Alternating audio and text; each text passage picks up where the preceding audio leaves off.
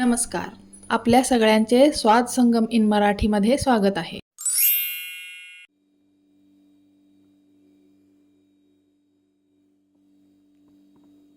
आज आपण कैरीची चटणी बनवणार आहोत, जी आंबट, गोड, तिखट, चटपटीत असणार आहे आणि आपल्याला उन्हाळ्यासाठी 2 घास जेवण जास्त घालवणारी आहे. चला तर मग बनवूया. आता उन्हाळा सुरू झाला की शरीराची उष्णता वाढायला सुरू होते आणि कैरीचा आंबटपणा जो असतो ना, तो आपल्या शरीराची उष्णता कमी करण्यासाठी मदत करतो. म्हणून असे वेगवेगळे प्रकार आपण करून खात असतो आणि त्यातलाच एक प्रकार आहे हा. ही कैरी जी आहे ना, मी 1 तास अगोदर अशी पाण्यात टाकून ठेवली आणि असा हा देठाकडचा भाग असा काढून ह्या असं टाकून ठेवायचं, म्हणजे मग तो जो रुचिक आहे ना, तो पूर्णपणे निघून जातो. आता आपण याला स्वच्छ धुवून कट करून घेणार आहोत. हे आहे चटणीसाठी लागणारं साहित्य. ही कैरी आहे, हे शेंगादाणे आहेत, ही लाल मिरचीची पावडर आहे, गूळ, चवीपुरतं मीठ, 4-5 पाकळ्या लसूण आणि कांदे माझ्याकडे छोटे आहेत म्हणून मी 3 घेतलेले आहेत, छोटे छोटे आहेत म्हणून. कैरीच्या प्रमाणानुसार आणि आंबटपणानुसारच कांदे आणि गुळाचा वापर करायचा आहे. ठीक आहे. आपण हा कांदा सुद्धा आता कट करून घेणार आहोत. हा कांदा पण आपण आता कट करून घेतलेला आहे आणि हे सगळं साहित्य जे आहे ना, आपण आता मिक्सरमध्ये बारीक करून घेणार आहोत.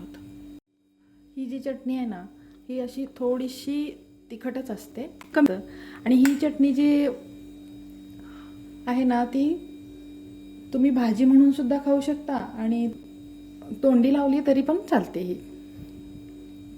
चला आता आपण पुढची प्रोसेस करूया.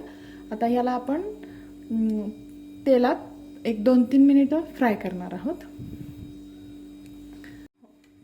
फ्राय म्हणजे आपण फक्त थोडंसं जिरे टाकून परतून घेणार आहोत. 1-2 ते 2.5 मिनिटं, जास्त वेळ नाही. आणि त्यामुळं या चटणीची जी आहे ना, टिकण्याची जी क्रिया आहे ना, ती वाढते तेलात थोडंसं परतून घेतल्यानंतर. 15 दिवस तरी आरामात टिकते आणि फ्रीजमध्ये ठेवून तुम्ही परत बरेच दिवस खाऊ शकताय. चला तर मग आपण कढई ठेवूया. चला तर मग आता कढईमध्ये मी तेल टाकलेलं आहे. हे जे तेल आहे ना,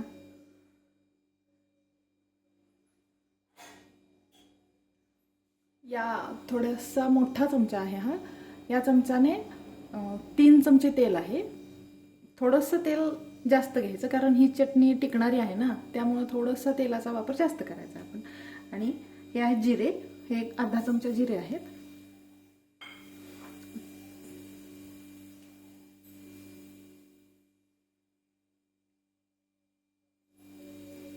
आता जिरे तडतडले की आपण या चटणी टाकून घेऊया.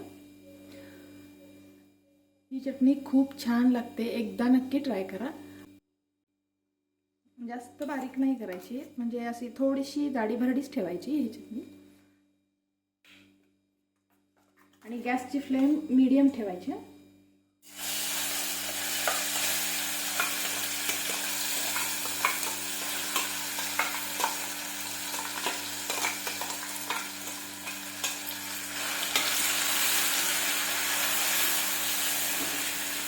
किती छान सुगंध सुटला आहे किचनमध्ये.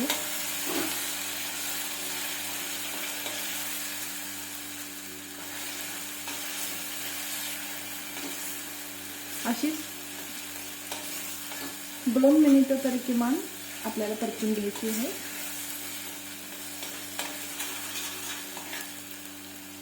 तिला असं थोडंसं चांगलं तेलात शिजल्यासारखं करायचं आहे आपल्याला. ते गूळ आणि मीठ जे आहे ना, त्यामुळे थोडंसं असं पाणी सुटल्यासारखं होतं आणि परत मग ते आपोआप ती चटणी ॲब्झॉर्ब करून घेते ती पाणी.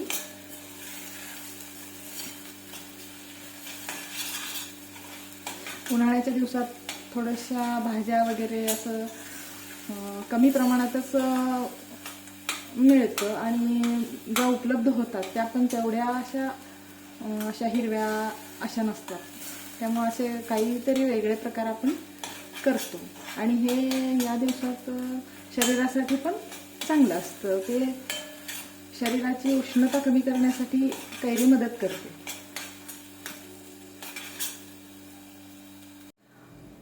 ही चटणी बनवताना आपण फक्त जेव्हा कट करून ठेवतो ना, कांदा, कैरी, गूळ, ती चटणी, तो लसूण, हे फक्त कट करून ठेवल्यावर सुद्धा बघा तुम्ही किचनमध्ये इतका सुंदर वास सुटतो ना त्याचा, खूप छान. मग बनवल्यावर तर काय टेस्टच वेगळी.